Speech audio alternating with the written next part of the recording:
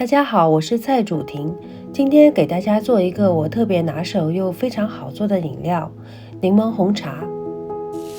我们先来准备白砂糖125克以及红茶包6个。首先将125克白砂糖放入容器中，然后缓缓加入1.5升热水。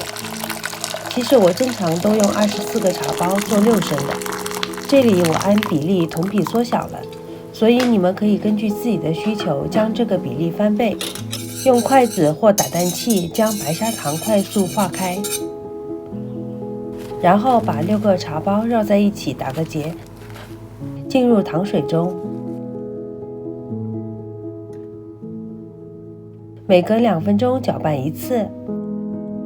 搅拌过程主要是为了让茶包浸泡得更彻底，一共浸泡10分钟。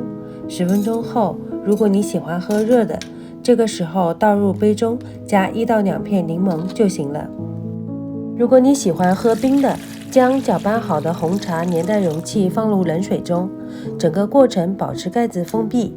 待红茶冷却后，放入冰箱冷藏2小时后即可使用。接下来我们将柠檬切成片，每片厚度大约2到3毫米。最后我们把冰块放入杯中，倒入做好的红茶，再加2片柠檬，这样就可以收工了。